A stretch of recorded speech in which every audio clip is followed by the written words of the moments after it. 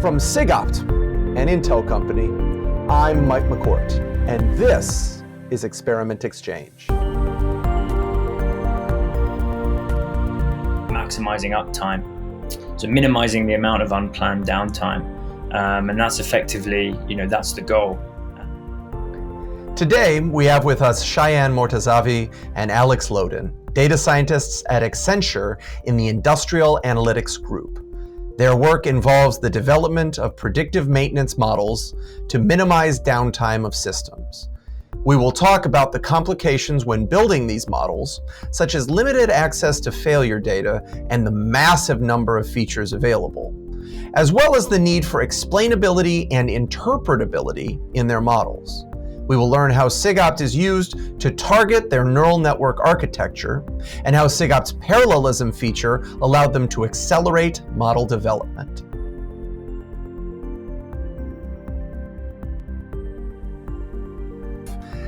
Today, we have Shayan Mortazavi and Alex Lowden from Accenture, both data managers in the, is this right, the Industrial Analytic Group? Correct. Yes. Excellent. Yeah. Excellent. Very good. Very good. Yeah, correct.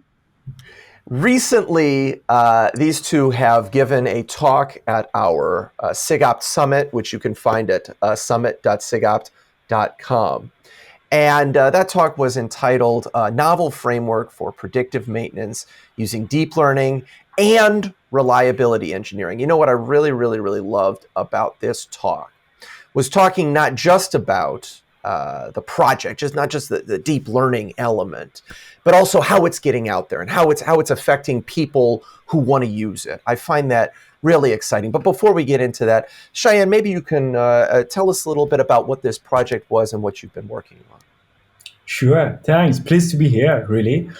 So the core objective of this project was to address the problem of maintenance and using the data that these kind of offshore assets in oil and gas domain receive on a daily basis for different purposes, to monitor the integrity of their assets or control the process or ensure the safety.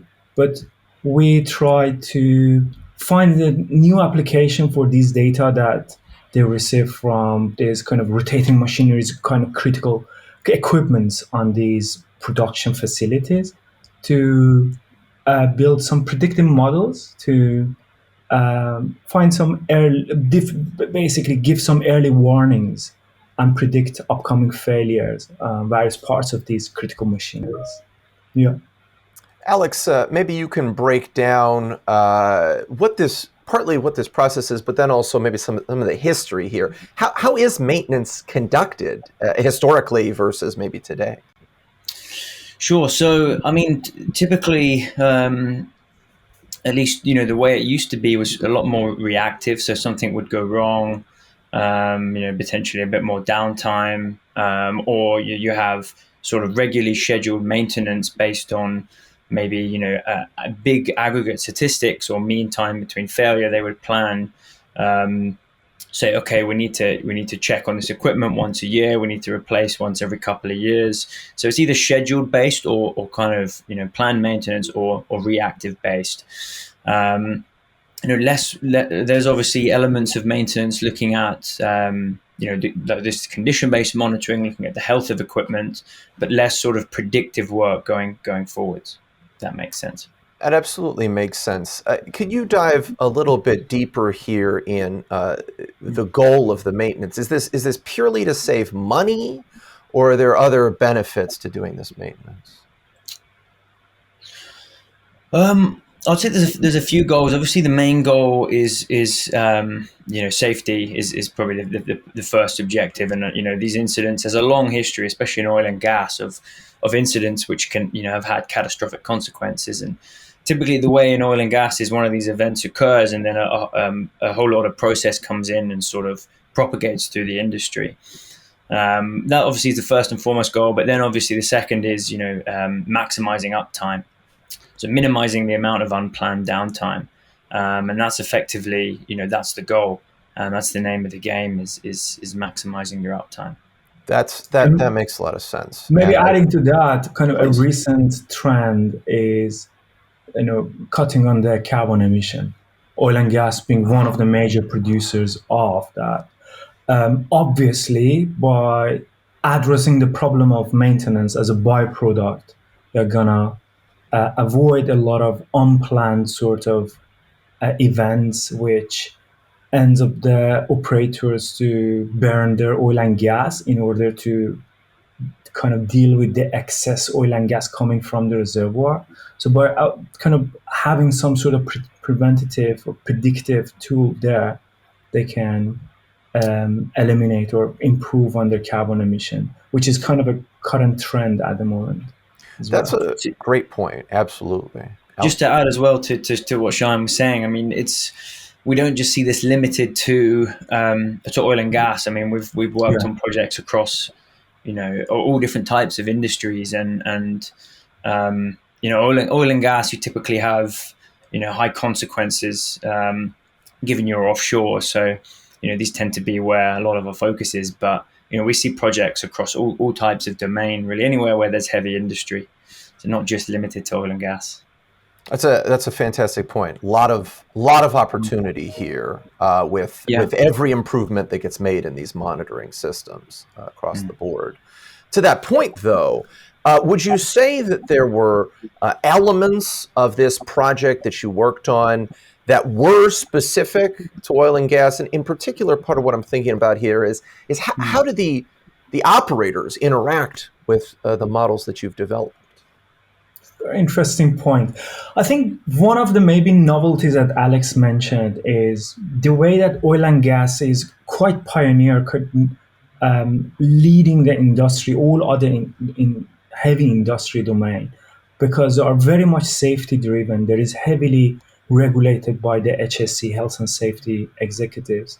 So that's one of the drivers for putting a lot of money into research. In incorporating reliability engineering practices into their work.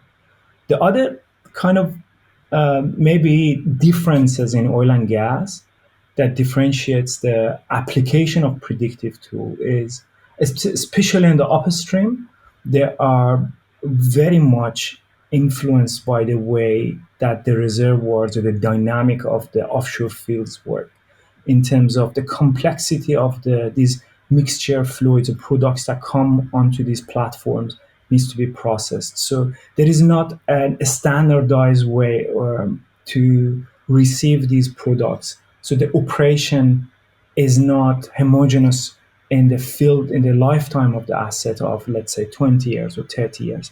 The reservoir pressure depletes, the composition of the oil and gas changes, and that has a consequence on the operation of these heavy duty critical machineries. I see. Very interesting. How is this system that you've built eventually deployed? Are people just trusting the system, or is there still a human element in there, Alex? So good question. So within the tool, actually, you have the ability so the tool generates insights. So you have these kind of these LSTMs, which we almost imagine are like mini experts. And each of those mini experts are tracking part of a system. And they're giving you, for a given part of a system, they're giving you these projections of healthy. And then, as soon as there's deviations, those are flagged. And the way they're flagged is they're flagged in the form of insights. And those insights basically feed through. And an operator then, when an operator looks at the tool, say they wake up every morning, they look at the tool and they say, okay, there was one insight overnight. And then they can click on this insight and they can add comments and they can, tag other people. But ultimately, using this part of the tool, they can then link that insight into a work order. And part of that workflow, they can basically verify if it's a genuine insight. And if not, obviously it gets logged. But the tool itself is built such that they can filter through, down through detail within the system to get to what the cause was very quickly. So there's that element of, because these mini expert LSTMs are at such a granular level that they can very quickly narrow down to where the issue is coming from using the platform. And then if it's a genuine insight, then they'll straight away issue a work order through the tool. So fully integrated with their work order management system. Very exciting. Very exciting. So that sounds like not only is there this element of human computer interaction and a real important UX element there where people need to be able to interact with it cleanly, but then also it sounds like interpretability is a key element. Shayan, would you agree with that? Yeah, very much. Yeah, this was, I think, one of the key design strategies that was in the on the drawing board from day one to build this kind of a bottom up. Means that through means of interrogation, you can get into the bottom of the problem.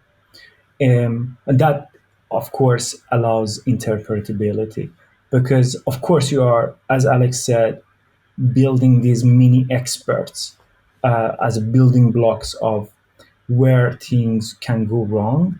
But we have, on top of that, this logic, engineering logic layer that makes sense of all of these little insights.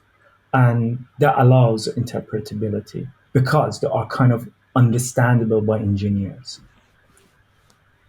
Very exciting. And you bring up the idea of architecture and designing this, building this with a series of goals in place. Of course, choosing the architecture, choosing aspects of the design of the network can be complicated.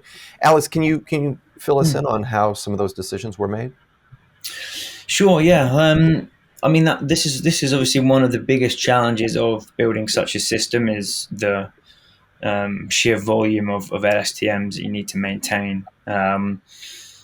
I think one of the things that you realize quite quickly is the type of time series that you're modeling. You don't need incredible depth on some of the networks. You can.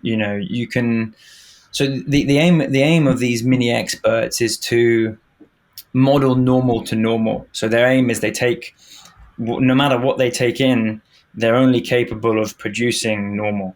And so performance obviously is measured in a different sense, but it's measured against healthy, and you're evaluating against healthy behavior.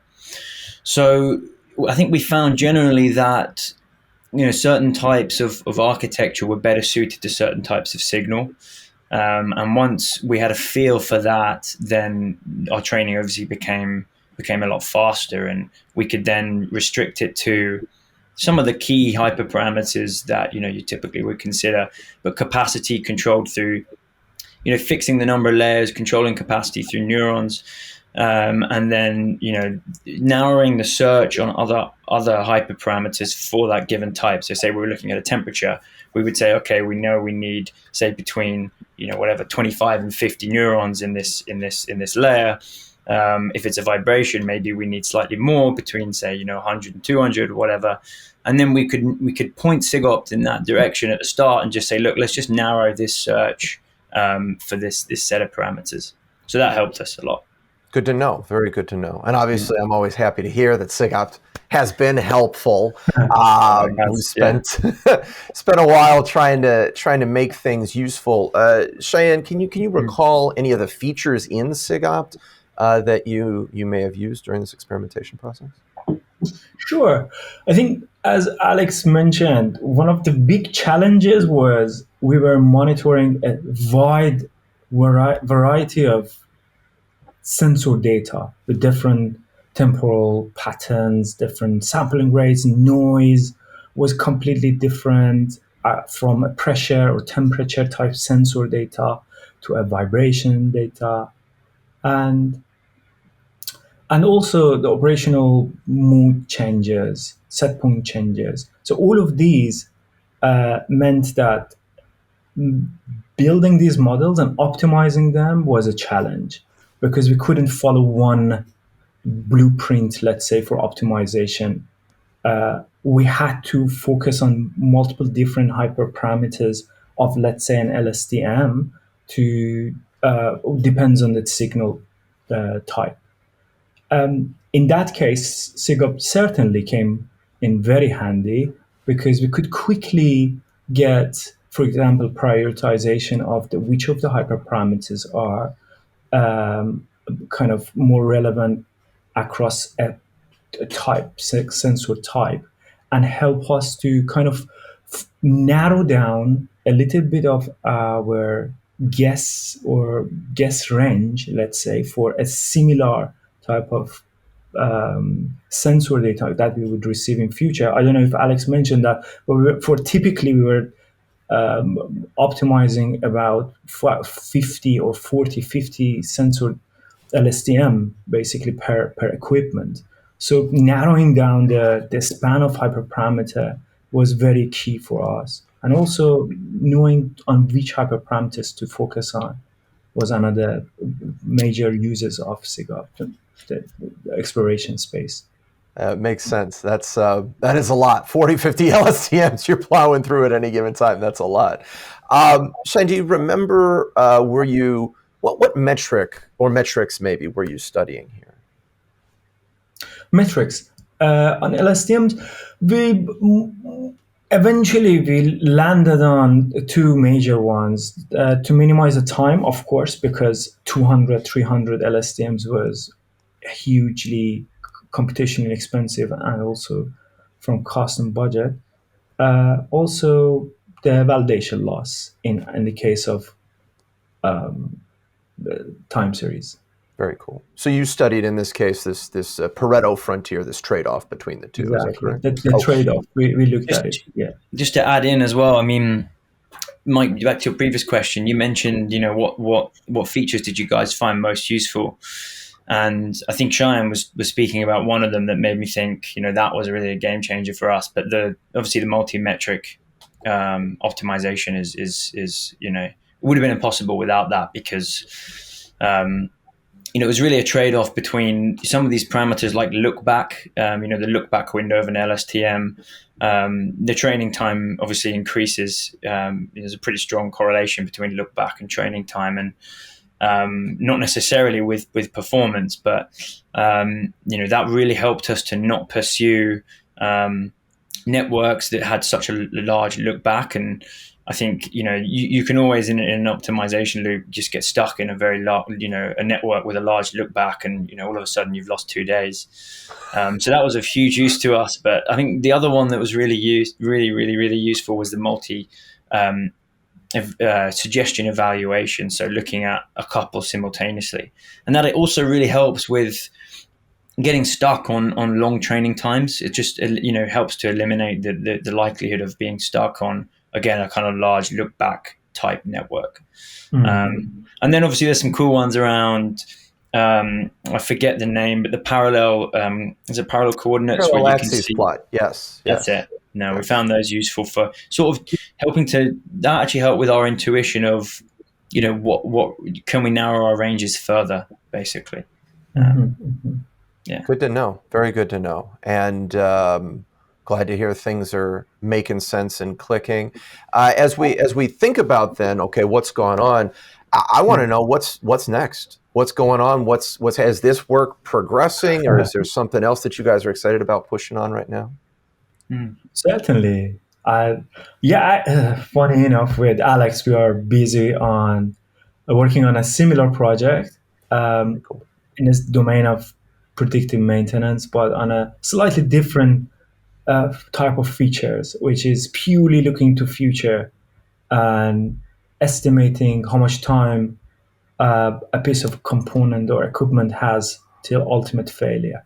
Okay. This is very complex because we are talking about nonlinear to nonlinear mapping, or nonlinear to linear mapping. Some depends, but the input space is very noisy, lots of uncertainty, and we are currently working on this problem.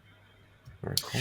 Yeah, one of the things we mentioned in the talk, I think, towards the start, was some of the common problems we see in maintenance, and two of them being, around, one of them being time to failure and one being optimization. And this is actually part of what we're working on now is time to failure itself, and saying, how long do you have until critical failure?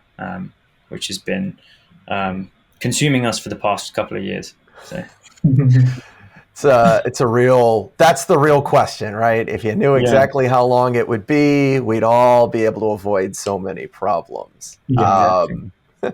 Along those lines, though, one sort of follow-up I have, and we touched on it a little bit before, but as you're developing these tools for people who are experts in their domain to be used by experts in their domain, have you seen any cultural friction in interacting with folks who may not have as much familiarity or comfort using these AI based tools? Very interesting. I think we can talk from experience, really. One of the assets that we built as similar products, it took a bit longer for the users to adopt the tool and change their workflows. I think operators on that specific assets were quite new. The asset was also new, 2, 3 years in place. So I think they were just going through, getting their foot on the operation of the asset. But on the more mature assets, I've been there for 10, 15 years. The staff have been following some kind of mature work processes and procedures. They have gone through the pains of dealing or experiencing the restrictions and limitations of more schedule-based maintenance or condition-based monitoring tools with lots of false alarms, so on and so forth. So they are actually the ones who come to us and ask for something better. So this is my experience, at least. Yeah, I mean, we've generally within our team, this industrial analytics team, I mean, adoption is generally something that's considered on all projects, and normally change management. There's a specific team, or embedded within your team, you would have a change manager who will help put together training material, and generally has an eye on what needs to be done and what the implications are of introducing such a tool. And there are various things that you can do that we usually do to help with that. Is obviously try and building such a tool usually with the domain experts embedded in the team. So it's not the usual, there's not 6 data scientists working in isolation for 2 years. There would be one of your team members is an engineer who knows the facility. So they're involved from the start, really, and in all the decisions. And I guess a lot of the agile framework around who owns the product and having a product owner from the discipline as well, then that goes a huge way to really help. Yeah. That's a fantastic point. And that speaks to exactly this question of not just doing the AI, but getting it out there. What does it take to get it out there? What does it take to make it successful in the domain that you're working in? So I'd love to hear the successes. There's another interesting problem that maybe is talked about less, but obviously getting adoption is one thing, but the almost, I don't know how you phrase it, but the overconfidence of AI is another problem which you have to deal with, which is, people sometimes just, trust the predictions and will make large decisions off them. And I think it's made, me and Shayan realize the importance of factoring uncertainty into your modeling and translating that and making sure that whoever's using it knows how to read uncertainty from the application and predictions. I think that's another genuine issue is over trust. Absolutely. Yeah. Absolutely. Shayan, would you agree? Definitely, yes. And as we go forward, I think we are becoming kind of we are giving this message from day one to set the expectations that this is not an exact predictive tool. It has to be looked at encapsulated with uncertainty. As an expert, like you guys said, and you don't always trust the expert, but you do use that knowledge to help make decisions. Yeah, absolutely. Exactly. Perfect. Gentlemen, this has been an absolute pleasure. Let me ask one more question. How can others learn more about your work or read more or understand more about what's going on? So perhaps if people have time to listen to our talk in AI Summit, Very cool. Very cool. Absolutely. So ladies and gentlemen, don't forget summit.sigopt.com to see more about this topic and learn about the exciting work that's happening at Accenture right now. I will be there for the Q&A afterward. Very good. Very good. Thank you both very much, Shayan, Alex. My pleasure. And we'll talk to you guys later. All right. Likewise. Thank you very much. Day. If you have enjoyed these interviews and want to learn more, the description below contains the link to the show notes. There you will find links to the papers we reference, supplemental material, and a transcription. We hope to see you here next time on Experiment Exchange.